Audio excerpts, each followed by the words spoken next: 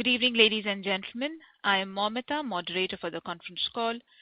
Welcome to Q3 and 9 months FY 2022 post-earnings conference call of Avanti Feeds Limited, hosted by KFin Technologies. As a reminder, all participant lines will be in the listen-only mode, and there will be an opportunity for you to ask questions after the presentation concludes. Should you need assistance during the conference call, please signal an operator by pressing star and 0 on your touchtone telephone. Please note this conference is recorded. I would now like to hand over the floor to Mr. Sherwin Fernandez of KFin Technologies. Thank you, and over to you, sir. Thank you, Momita. Good evening, everyone. Welcome to the Avanti Feeds Q3 FY22 post-results earnings conference call. On behalf of Avanti and KFin Technologies, we'd like to wish each participant and their near and dear ones a very warm 2022, and we wish them good health and prosperity. From the management, we have with us Mr. A. Indrakumar, Chairman and Managing Director, Mr. C. Ramachandra Rao, Joint Managing Director, Mr. A. Venkata Sanjeev, Executive Director, Mr. Alluri Nikhilesh, Executive Director, Avanti Frozen Foods Private Limited, Mrs. Shanti Lata, General Manager, Finance and Accounts, and Ms. Lakshmi Sharma, Manager, Corporate Affairs. I now request the management to take over the call. Thank you, and over to you. Thank you, Mr. Sherwin. Good evening, ladies and gentlemen. I am C.R. Rao, Joint Managing Director. To start the proceedings, on behalf of the board, on behalf of the company, I extend a warm welcome for all of you for this investors conference call to review the unaudited financial results for Q3 FY22. Along with me here are Mr. Nikhilesh, Mr. Venkata Sanjeev, because Mr. Indrakumar is also he's around. He will be joining in a short while. And other Shanti Lata, GM Finance, Lakshmi, Company Secretary, and other team members. The results of Q3 FY22 are already with you for some time now, and we are sure that you would have gone through them.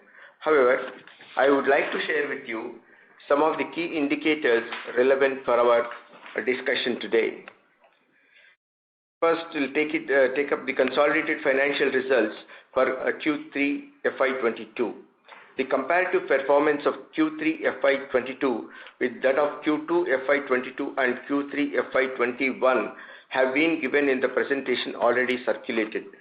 Gross income in Q3 FY22 is 1,088 crores as compared to 1,252 crores in the previous quarter Q2 FY22, a decrease of rupees 164 crores, down by about 13%.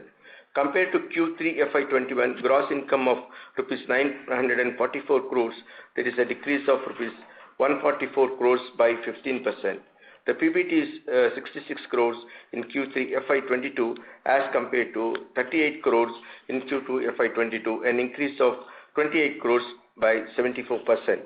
And compared to Q3 FY21, PBT of 108 crores, there is a decrease of 42 crores by 39%. The consolidated results indicate net impact of several factors such as increase, decrease in income, expenditure, and exceptional items, etc., related to feed as well as frozen foods division, which have been discussed in the following divisional performance of these units. Let me first discuss about feed division. The gross income for Q3 FY22 is 819 crores as compared to rupees 982 crores in the previous quarter Q2 FY22, decreased by 163 crores and down by 17%, mainly reduction in feed sales due to lean season for the aquaculture during the Q3. The gross income in Q3 FY22 increased to rupees 819 crores from rupees 697 crores in the corresponding quarter of Q3 FY21, increased by rupees 122 crores by 18%, mainly due to increase in sales volume and sales price. However, the 9 months ending 31st December 21 registered a gross income of 3,058 crores as compared to 2,407 crores in corresponding 9 months of the previous year, an increase by 27%. Increase is on account of increase in sales volume by 63,367 metric tons, which represents about 18.41%, and increase in sale price. The PBT for the Q3 FY22 is 50 crores as compared to 20 crores in Q2 FY22, an increase of 30 crores by 150%. The PBT in Q3 FY22 is reduced to 50 crores from 78 crores in the previous quarter, Q3 FY21. The corresponding quarter, Q3 FY21, decreased by 36%. You may observe that in spite of increase in gross income due to increase in volume of feed sales and feed price, the PBT has come down by 36% compared to the corresponding quarter Q3 FY20 of the previous Q3 FY25 due to steep increase in raw material prices. As you know, there are three major raw materials. They are fish meal, soybean meal, and wheat flour, which significantly impact the raw material cost of feed. While wheat flour prices were less volatile at 21 to 24 rupees per kg during FY21 and first three quarters of FY22, the other two raw materials, fish meal and soybean meal, have been highly volatile, leaning towards higher prices. During FY20, the fish meal average price was 89 rupees per kg, went up to 94 per kg, which was further went up during first three quarters of FY22 to the extent of 102 rupees. The main reason appears to be shortage in fish catches coupled with large export demand push up the prices upward.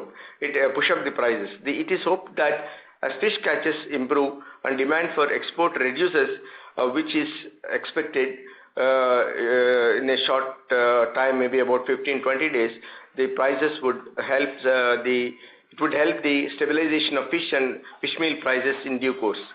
Similarly, the prices of soybean meal also increasing steeply in the past 9 months of FY22 compared to FY21 and 20. In spite of several steps initiated by the government, such as permitting import of soybean meal for a short span to check the unabated increase of soya, suspending trading of soya in NCDX, even with a good crop, the prices are not coming under control. The average soybean meal price has been 70 per kg during the first three quarters of FY22 compared to about 43 rupees in FY21. However, it is hoped that the steps taken by the government will yield a result in due course and soybean meal price will stabilize. Recently, the government, in order to control hoarding, issued order prohibiting stocks of soybean meal beyond the 200 metric tons by traders.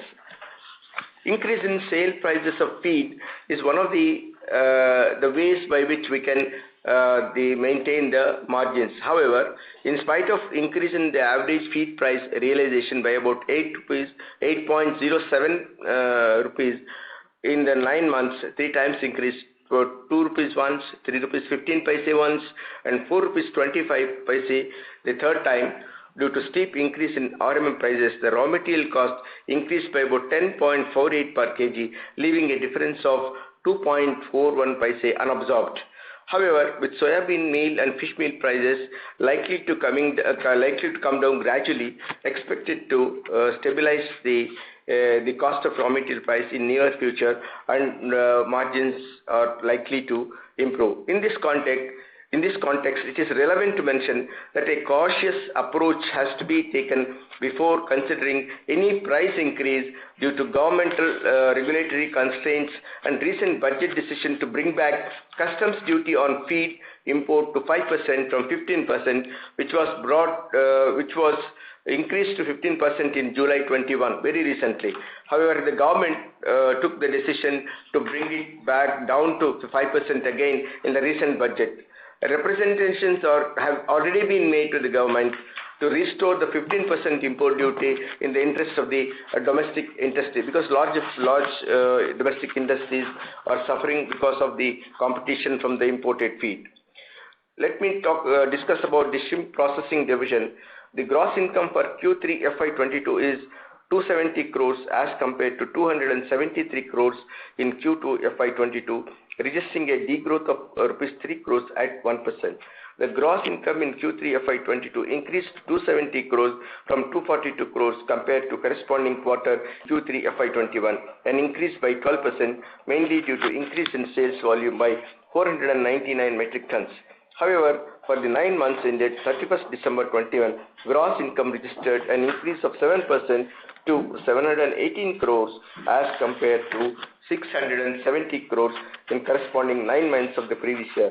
The increase is mainly due to increase in sales volume by 701 metric tons from 8,576 metric tons to 9,277 metric tons, and price realization remained at almost the same level.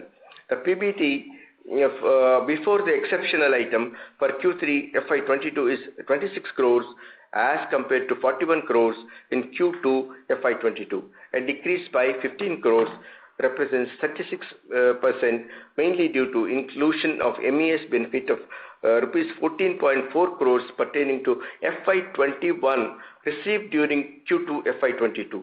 Excluding impact of MEIS, the Q2 FY22 the PBT is rupees 27 crores as compared to 26 crores in Q3 FY22, which is almost the same level. The PBT in Q3 FY22 is 26 crores, a decrease from rupees 32 crores in the corresponding quarter Q3 FY21, a decrease by 19%, mainly due to increase in ocean freight rates by around $5,097 per container. However, for 9 months ended 31st December 21, registered a PBT before the exceptional item of 79 crores as compared to rupees 107 crores the previous year. 9 months, a decrease by 26%, mainly due to increase in ocean freights by around $3,681 per container. The average freight rates during 9 months of FY22 is rupees 5.41 lakhs per container as compared to 2.67 lakhs per container during the corresponding period of FY21. RODTEP. The Government of India had announced a new incentive scheme, remission of duties and taxes on export products, introduced effective from 1/1/21 in the place of MEIS. As per the scheme announced by the government, the company is eligible for RODTEP scrips to the extent of rupees 18.48 crores from 1/1/21 to 31st December 21, for which no provision has been made and will be accounted for as and when it is received.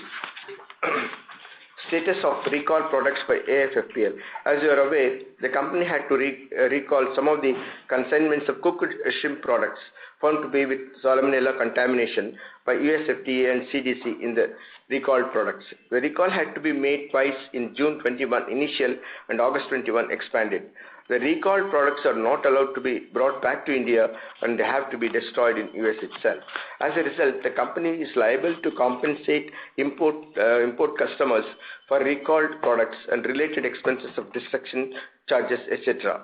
to the extent of the product returned and destroyed. The company is also liable for reimbursement of medical and related expenses to the consumers who fell sick and underwent treatment after consuming the recalled products. Insurance coverage. The company has product liability insurance coverage, the medical and related expenditure mentioned above. However, there is no insurance coverage in respect of reimbursement of products returned and destroyed, and also other related expenses such as product destruction, call center management, storage expenses, etc. This cost had to be met by the company. In the financial statements, the provision has been made for the 9 months, a sum of 27.56 crores. Q3 FY22, a provision of 6.25, Q2 FY22, rupees 17.15 crores, and Q1 FY22, 4.10 crores has been made as an exceptional item towards value of returned destroyed product and other related expenses on actual basis and as and when received on a quarterly The provision is being made on quarterly basis. Out of the said provision, an amount of rupees 6.11 crores has been returned to the customers. The provision in the financial statement has been made on the basis of the returned and destroyed value of the products together with the related expenditure as stated above is 27.50 crores. As regards the claims for bodily injury caused by the consuming company's contaminated product under recall, the company's insurer, New India Assurance Company, has appointed a surveyor recently for processing the claims. So far, the company has received 16 claims towards bodily injury, which have been forwarded to the insurance surveyor for processing. Since the liability has been covered under the Commercial General Liability Insurance Policy, no provision has been made in the financial statements. The present status of termination of recall and reinstating green list status. The company received communication from US FDA stating that all the information, documentation required from the company have been received by them, and it will take some time to terminate the recall, which will be informed in an automated email. The company has shipped out 5 containers of cooked shrimps on clearance by US FDA. These containers, the green list will be restored, lifting the red alert, which is expected to be happen about in 45 days. Once the red alert is lifted, the company will be in a position to accelerate export of cooked shrimps. PLI scheme application made by the company. On November 29, 2021, the Ministry of Food Processing published the list of qualified applicants based on the fulfillment of basic criteria and also the applicants eligible for the PLI scheme on the basis of ranks assigned and allocation of funds earmarked by the Government of India, rupees 993 crores.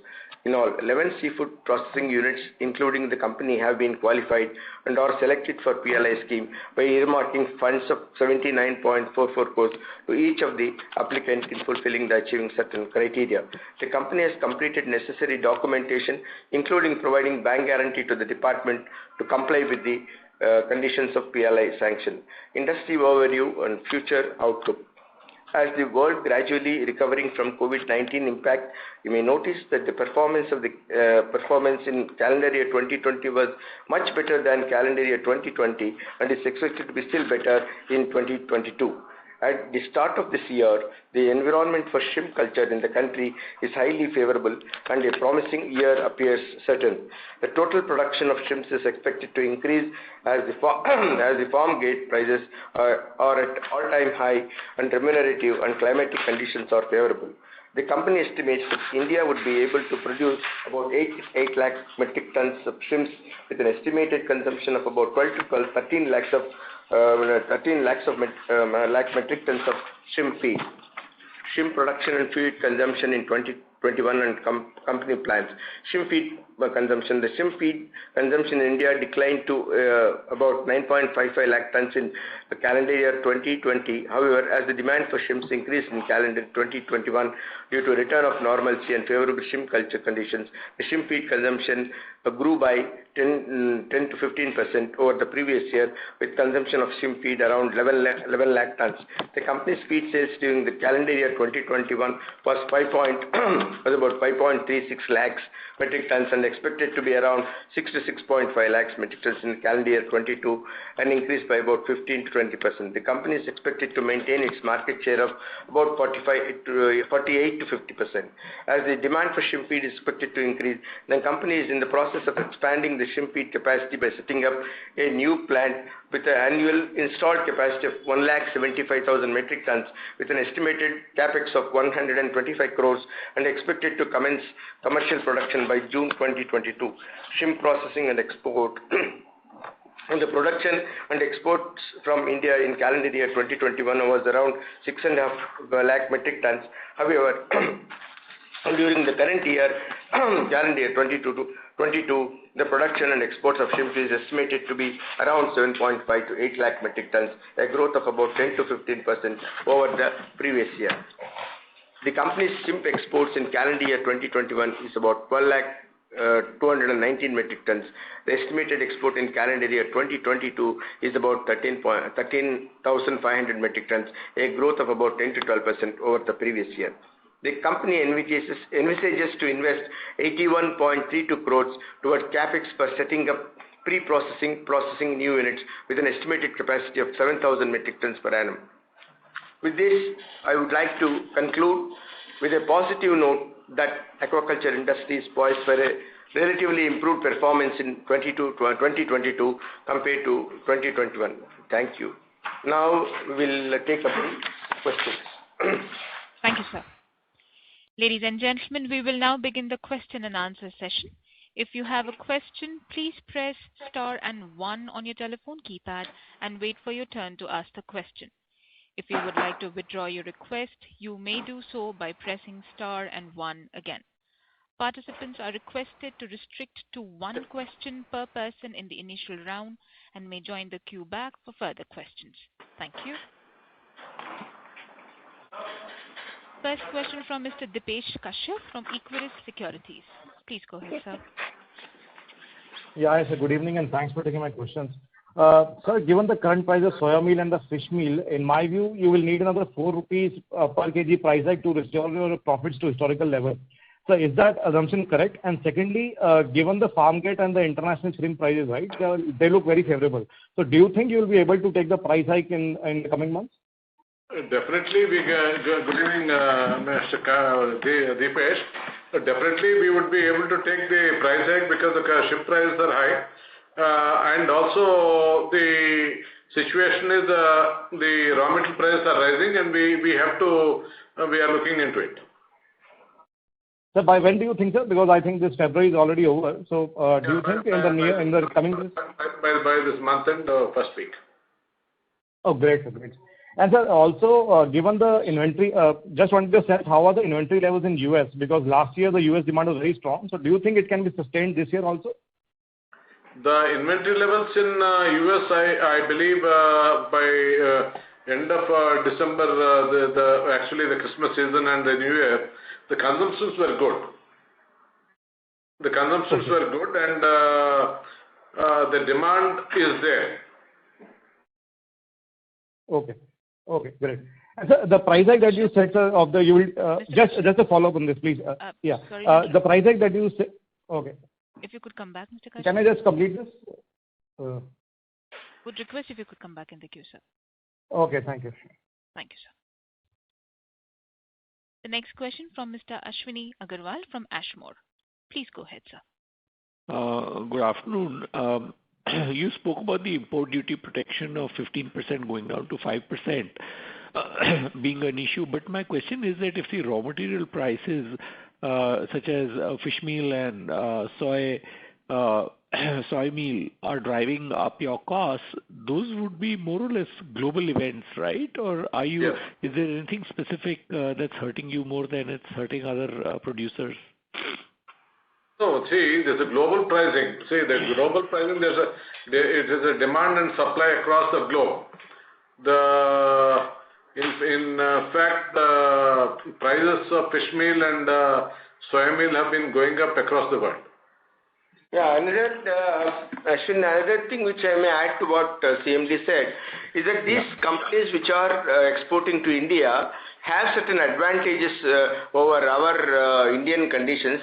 Because some of the raw material like soybean meal, which is GMO seed, they will be getting at a slightly lesser price than what we are procuring locally. Our prices are a little bit higher. And similarly, because of the ocean price and all the transportation charges for fish meal, if we import, it will be more. But the local price, there is a lot of demand for export of fish meal from India. So these two coupled, the advantage that the foreign companies are getting is apart from the local duties are also less. Number two, the soybean prices are less. And they added to that, they are getting this 10% advantage. So they are passing on that advantage to the local dealers. So that is what it's happening. But we are making the same day has met the senior officials in the Delhi, and they told them that because after there is a lot of representation, they have increased it to 15% only in July 21. And again, because of this budget this year, now they have increased to 15%. We are now again given representation to bring back to 15% from increase the 5% to 15%. Yeah, we hope that we'll be able to, government will understand the situation because a lot of inbuilt installed capacity is available in India for feed manufacture. Definitely to protect the domestic industries, and also the Prime Minister's the policy of Made in India, and this will be a value addition. Definitely, I think the government will take a positive look at it. Yeah, we are representing to the government of India regarding the duty per the imported shrimp. We are working on that, and also the ocean freights for the imported oil has gone up very high. They have an advantage of duty, the GMO soya, but also when they export, the container costs have gone up very high. We should work with the government and see that the 15% is retained. We are working on that. So one quick question connecting this. Madam, it's the same question. Please give me a second. Just connecting this to what the previous caller had asked. Assuming the duties remain where they are, do you have the room to take a 4 rupee price increase? Yes, definitely. Okay. Thank you so much. Thank you, sir. Next question from Mr. Nitin Avasthi from InCred Equities. Please go ahead, sir. Sir, thank you for the opportunity. One question, very straightforward, on the PLI scheme. If we read through the details, what it says is on value-added marine products, you get an incentive of 10%. Add the ROTAM incentive to that, add the duty drawback to that, you are looking at 15% just an incentive. Is there any notification, any review from the government that one of these incentives will not be allowed if you take the PLI incentive, or there are nothing like that, Mr. Avanti? All this? There are nothing like that, Mr. Avanti. Oh, got it, sir. And just a follow-up on that. If you are going for that, wouldn't it be prudent to start and produce as much shrimp as possible to get the PLI incentive? And if you do that, how much is allotted to the company for the PLI scheme? What is it? I don't get you. No. If you are going to get incentives of close to 15%, it should be in the company's best interest to produce as much as processed shrimp as possible. And if it does that, how much is the money allocated specifically to the company or the sector, in which how much is to the company, or is it like competitive that this much money has been allocated to the sector and whichever company maximizes can get the maximum benefit in it? It is 933 crores which has been allocated to the sector. Okay. And for the company, it has been around 80 crores. Approximately. Okay, approximately 80 crores benefit. Okay, got it, sir. The PLI scheme is the PLI scheme, for you to understand. It is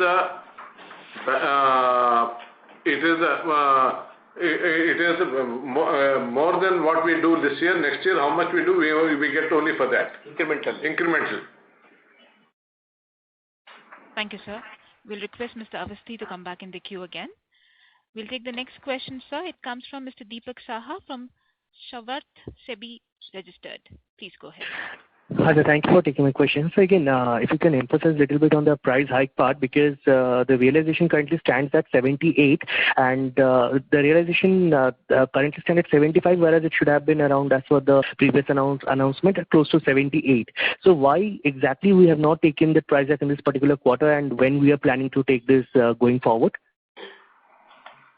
As we said, we are going to take the price hike in the first week of sometime in the first week of next month. Okay, and it would be in the same in the same alignment, sir. The announcement that we made earlier. Pardon me? The range of the price hike could be that 4 rupees range, or we can further expand it. We are working out on that. Yeah.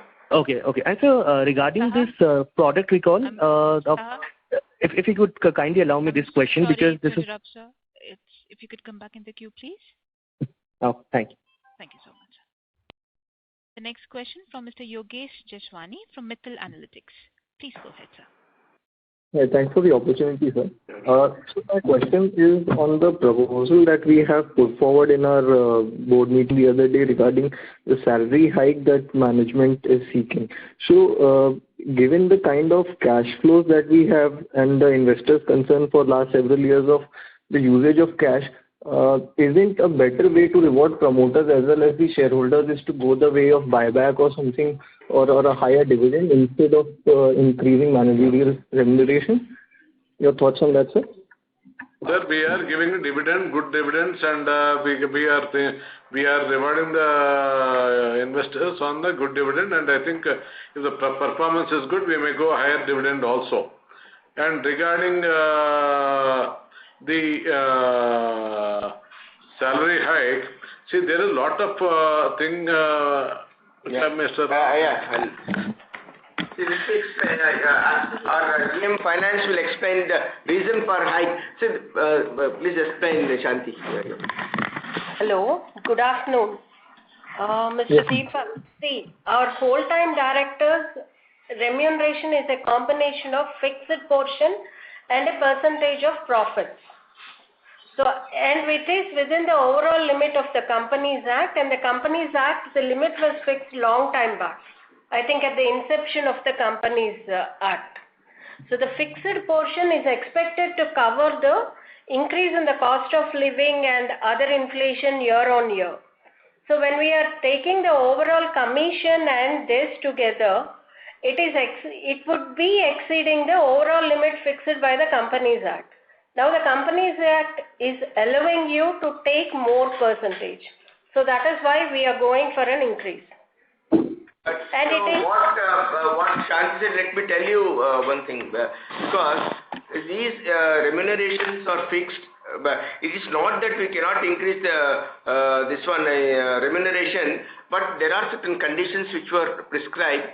And if you look at the table, the schedule to the Companies Act, the fixed salary is given in a specified manner. We cannot exceed that. If a simple logic, if you apply, is let us say in the 5%, if your salary itself, the salary and other effects which are essential and which over a period of time, even an employee gets a 10% increase in his salary over the years. If you take last 10 years, the schedule has not undergone. In fact, it has gone, it was prescribed much earlier. If you take even the 10% annual increment, there could be much more than 100% increase that is needed to be made in order to make the salary itself, the fixed percentage, the fixed component of the salary, the remuneration.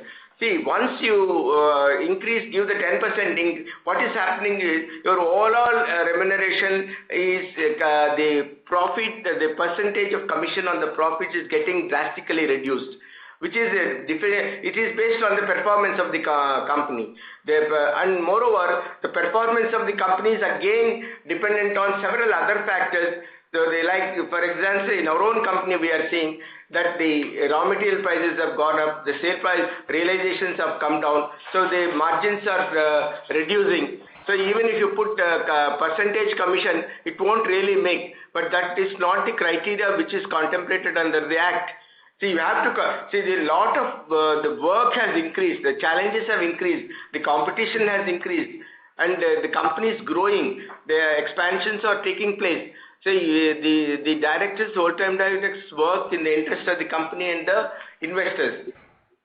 So these are the reasons by which we consider, because we have not touched the terms of fixing the remuneration, salary particularly, we have not gone through it till now. We have only done now because of this specific reason we have done it. And rather more, now it is the shareholders have the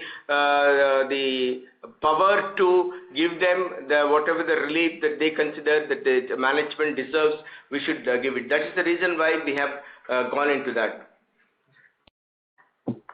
Absolutely, sir. Thank you. Thank you, sir. The next question from Mr. Aman Majreta from Argumenta Research. Please go ahead, sir. Yeah, sir, actually I wanted to ask, given that the raw material inflationary scenario is going on, So how are we looking at the demand side? Like, are we seeing a robust demand or is there some reduction? And also, can you just explain me why Q3 is a weak quarter seasonally? Pardon me, your voice is not clear, sir. We are not able to understand. Hello. Is it audible now? We can hear you, but your question is not understood.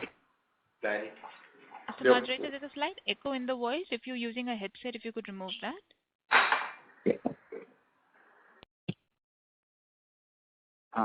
Now it's audible? Yes. So I wanted to ask, like, given that the raw material inflationary scenario, so how are we looking at the demand side? Like, are we seeing any robust demand or is there some reduction? And can you just explain why Q3 is a seasonally weak quarter for us? Pardon me? Q3 is a weak, like in Q3, generally the capacity utilization comes to around 65 to 70% against like 85 to 90% every quarter. This is a seasonal industry. Shrimp culture is a seasonal industry. This is 2 crops. I think if you are following the shrimp industry, it is a seasonal industry. Actually the crop starts, the farmer seeds around in the from mid of January to almost first week of April. And he starts first crop, he starts harvesting from end of April to July, and the second crop starts around June. This is how the culture goes on. At the end of the year, they harvest. So this is a seasonal industry. The third quarter, if you take the sales of every third quarter, you can see it is the same every year. Okay, and sir, also on the first part of the question, I just wanted to ask the first part of the question. Like, how is the demand? Come back in the queue, please. The demand of the seafood, the demand for the seafood is going up, and the culture is going up, and we are expanding, and we are expecting our sales would go up. Thank you, sir. We request Mr. Moderator to come back in the queue, please. Thank you. We have a follow-up question from Mr. Nitin Awasthi from InCred Equities. Please go ahead, sir. Hello, sir. Thank you for the follow-up. I would like to ask why was there a company incorporated the Thai Union's this thing? It was specifically not mentioned what, but the Thai Union has contracted with the promoters of the Avanti group to form a separate company for some business of Thai Union in India. Why is that being kept out of the purview of Avanti Feeds? The business which Thai Union, and it is the business of RBF. It is the business of RBF. RBF is a food ingredient company which is a more of a seasoning business and which is much related to poultry, meat industry, and also part of seafood industry. See, since it's a trading activity where Avanti Feeds is a major production company of producing shrimp feed and into various aquaculture related activities. It is a trading activity, and also Avanti, it is only the 51% is held by the RBF. It is not. It is a minority share. So it is not a much activity what we have. And since it's a trading business, see, Avanti has been more of a manufacturing and direct customer related. I think what Sim said, I would like to add that see, it is as he said, MD said, the 51% is held by RBF and 19% is held by Thai Union. So together 70% is held by the foreign company, and they want to trade their own products under their brand. And we are putting only 30%. The management is by them only. So, and also it is not much connected with our regular business.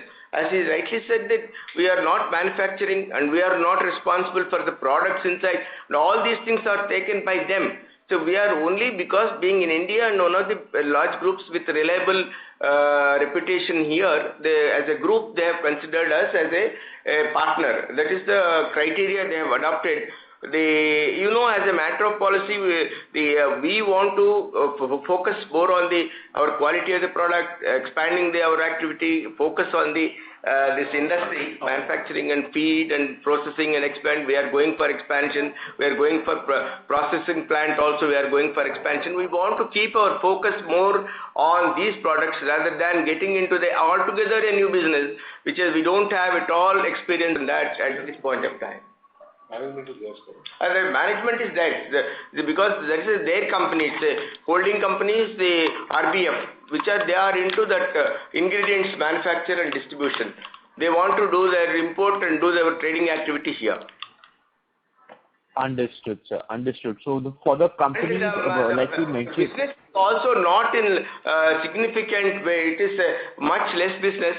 Maybe 5-10 crores in this thing. It will not be more than that. So we do not want to get into that. This is the reason why we have kept it different from the main Avanti feeds.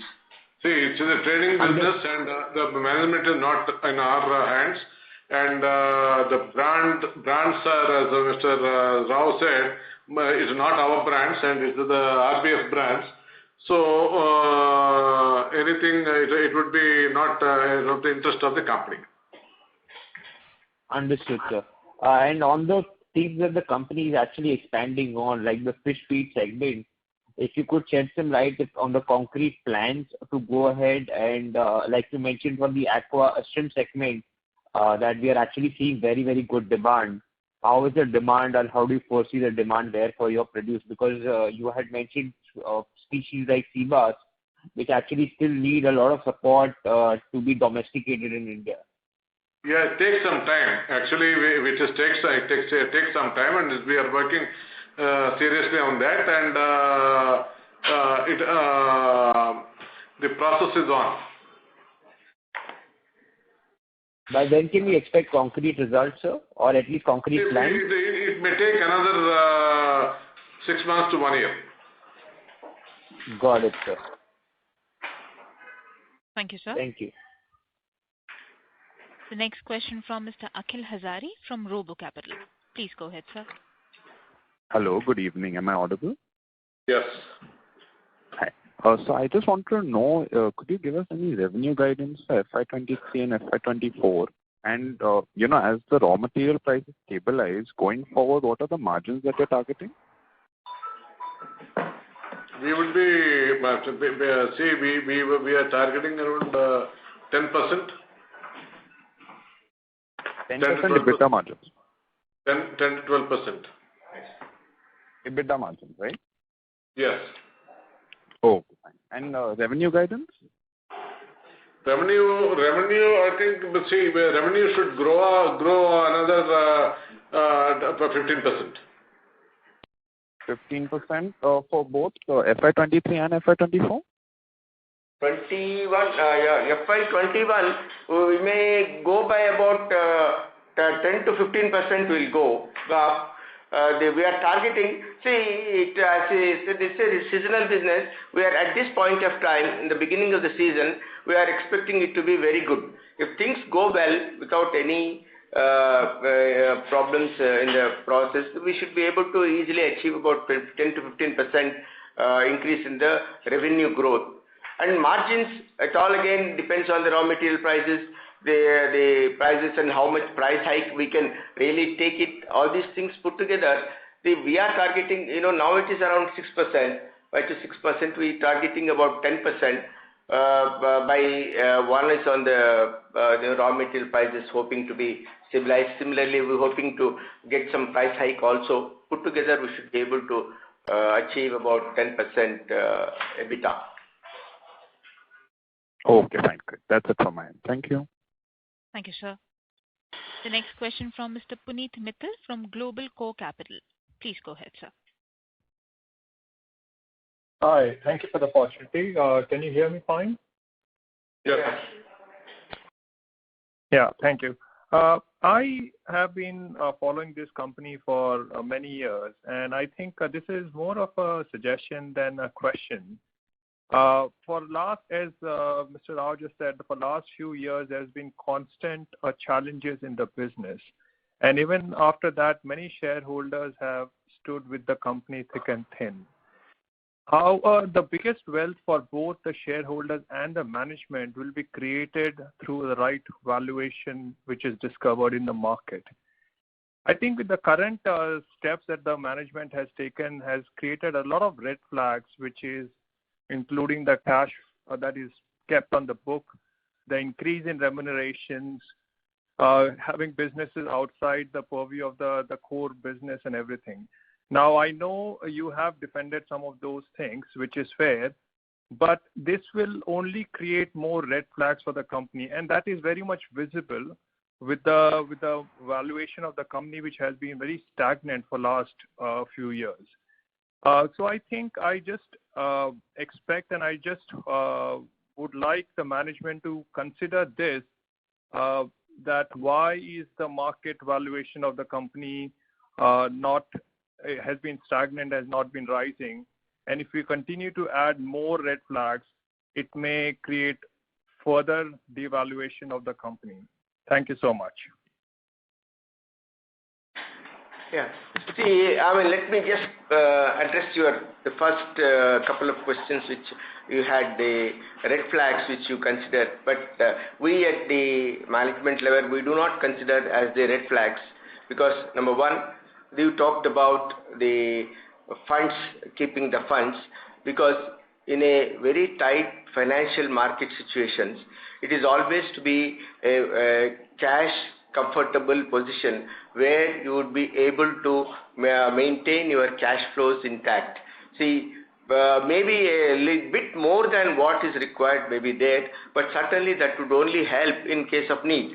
Let me tell you that if you go to a bank, supposing we have 500 crores or 600, 700 crores of stocks we have maintained in the last 3 to 4 months to maintain, because the price hike of all these raw materials, abnormal increase in price where the prices have gone up to the roof, but we have been able to maintain to reasonably extended by 5% less compared to the market increases. How it could happen? It could happen because of our policies of giving the cash and carry basis. We purchase raw materials, we get better terms, and these cash, if not available, we would have gone to the bank for borrowing. So the borrowing cost, what it is compared to what we are getting in the markets now for our investments, whether it's mutual fund or any other, it is much more costlier to borrow the funds. And moreover, as you know that the banks are very tight, they are not giving a liberal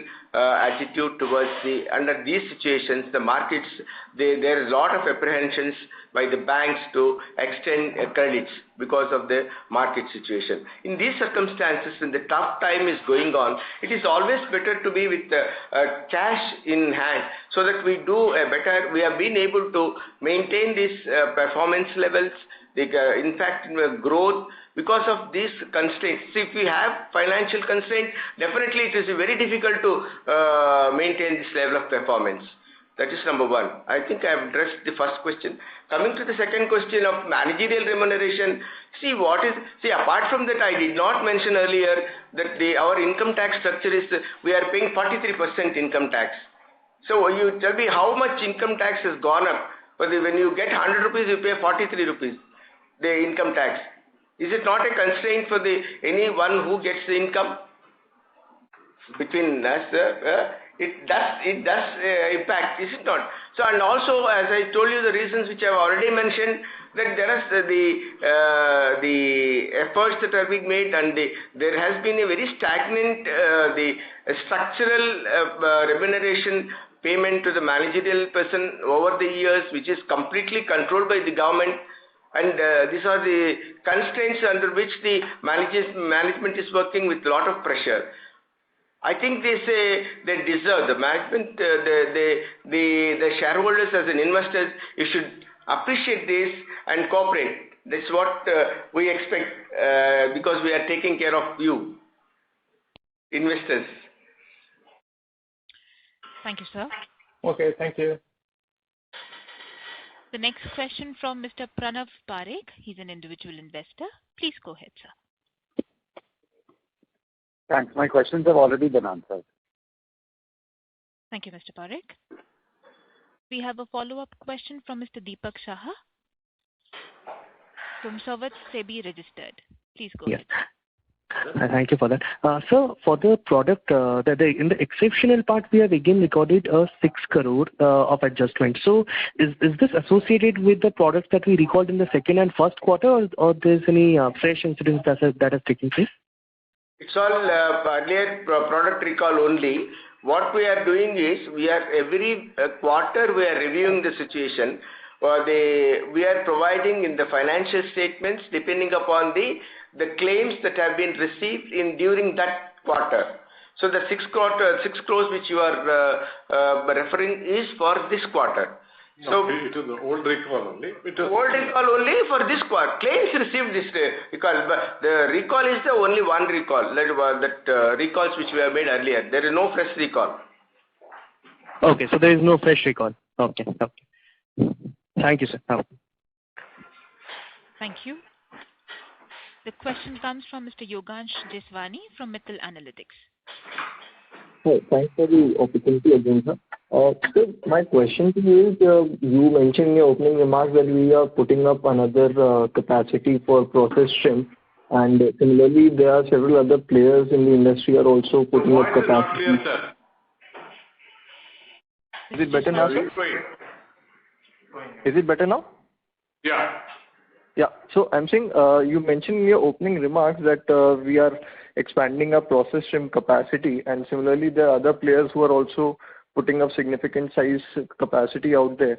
So if you could share your thoughts on how do you see the industry utilizing this increased capacity that's coming on stream, given that the growth has been slower for past few years, and only of late we are seeing some better growth. So if you could share, how do you expect the industry to fare out with the increased capacity, sir? Sir, good afternoon. This is Nikhilesh.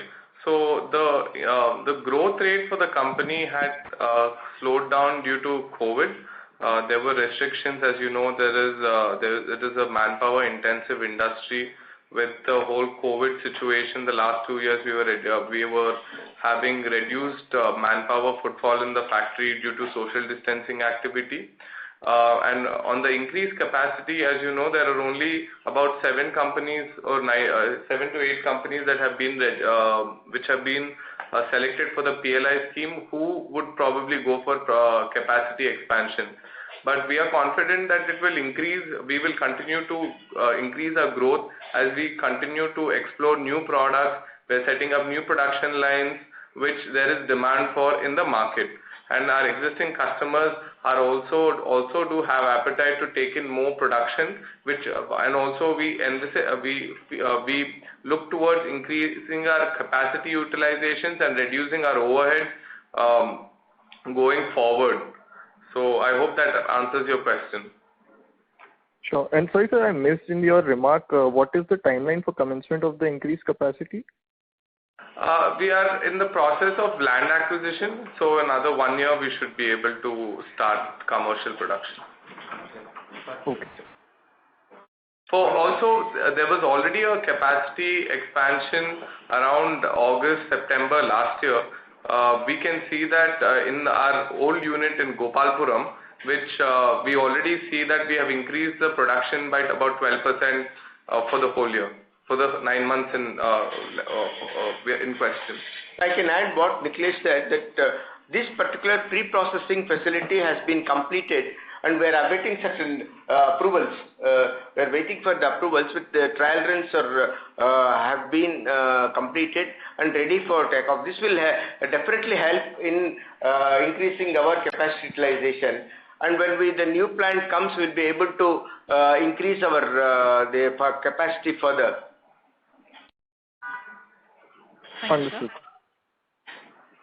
The next question from Mr. Chokalingam Narayanan from BNP Paribas Mutual Fund. Please go ahead.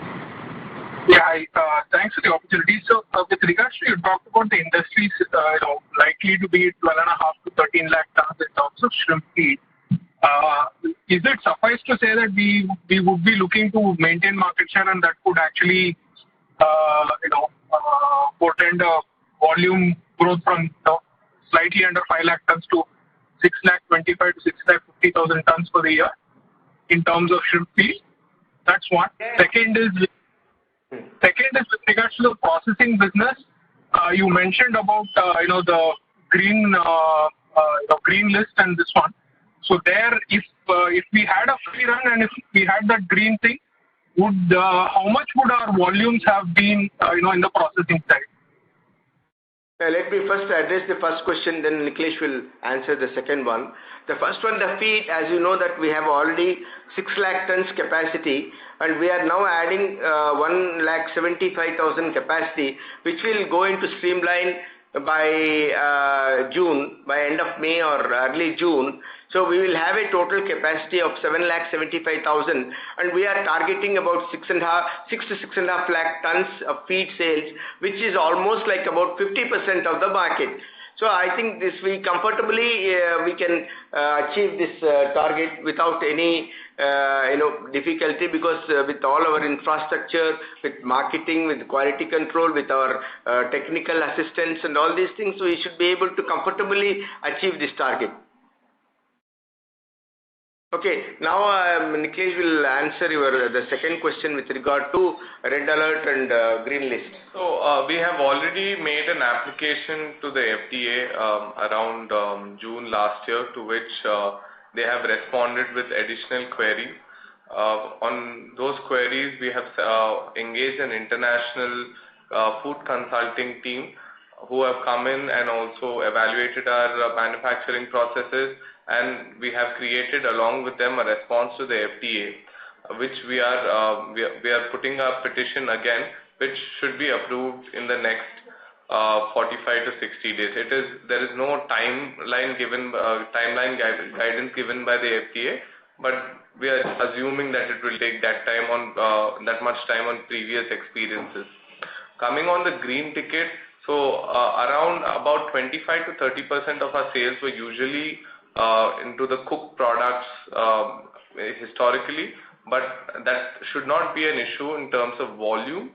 We are going to focus on doing existing products and adding new products which we are not in red alert for. So if there was no red alert, the volume would be up about 10-15%, but we are focusing on covering up that volume in our existing products itself. Thank you. And one last question from my end is the taxation on the to PBT on the frozen Avanti frozen side was on the higher end. If you could help clarify on that. Tax, yeah. Hi, this is Shanti. Good evening.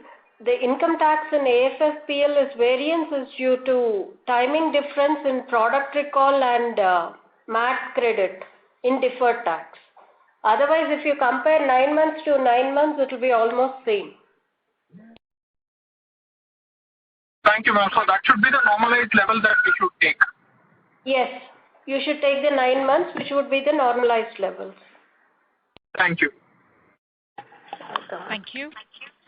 As there are no further questions, I would now like to hand over the floor to the management for closing comments.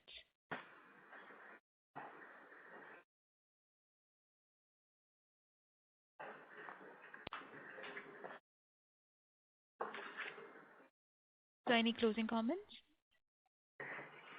Yeah. Okay. Comments. Closing, sir. Thank you. Sorry. Sorry, I was just thinking something else about the questions. Anyway, thank you very much for the call that we had. Very interesting and good questions, and also I think we could able to answer most of them. But definitely there will be certain questions which remain still not fully satisfied, but still things keep going, and we are sure that the company will be able to achieve much better performance in the 2022, which we are looking ahead for it. Thank you very much. Thank you, sir. Momita, you know what, on behalf of KFin Tech and the entire team of Avanti Feeds, we'd like to thank them for giving us the opportunity to host a call, and we also appreciate the interest from the and the analysts of the participation. Thank you and have a good day.